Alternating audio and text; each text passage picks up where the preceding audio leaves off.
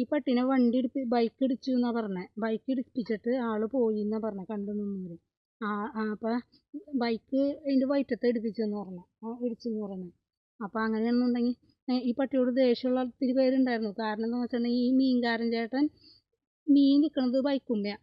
അപ്പോൾ ബൈക്കുമ്മ പിന്നാലെ ഓടുമ്പോൾ മീൻ ഇട്ട് കൊടുക്കും. അപ്പോൾ ഈ മീൻ കിട്ടാൻ വേണ്ടിയിട്ട് കുറച്ച് ദൂരം ഓടും. അപ്പോൾ കുറച്ചുകൊണ്ട് ഓടും. അപ്പോൾ മീൻ ഇട്ട് കൊടുക്കുമ്പോൾ അത് തിന്നിട്ട് പിന്നെ അതിങ്ങനെ കുറച്ചുകൊണ്ട് ഓടും. അപ്പോൾ ആ മീൻകാരൻ ചേട്ടൻ അങ്ങനെ പഠിപ്പിച്ച കാരണം കൊണ്ട് ഈ പട്ടി എന്ത് ചെയ്യുന്ന വെച്ചാൽ ആ മീൻകാരൻ ചേട്ടന് ഇത് സാമ്യമുള്ള ആരെങ്കിലും ബൈക്ക് കൊണ്ടുപോകണമെങ്കിൽ ആ ചേട്ടനെന്ന് വെച്ചിട്ട് ആ ബൈക്കിൻ്റെ പിന്നാലെ ഇങ്ങനെ കുറച്ചുകൊണ്ട് ഓടും.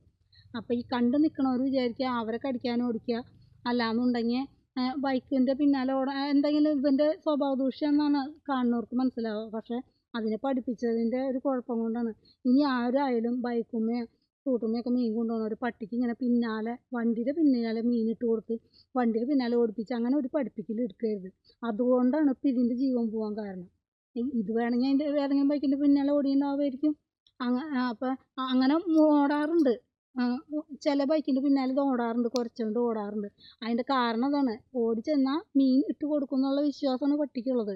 അതുകൊണ്ടാണ് പട്ടി ഓടിച്ചെല്ലണേ.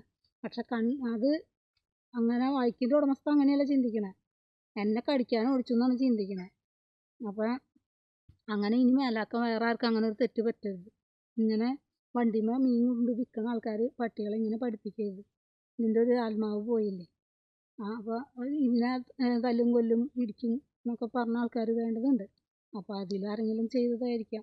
വയറ്റത്താണ് ഇടിച്ചേക്കണം. അതിന് ഞാൻ മഞ്ഞപ്പൊടി ഇട്ട് കൊടുത്തു. ഞാൻ മഞ്ഞപ്പൊടി കൊണ്ടുപോയ കവറാണ് ഇത്.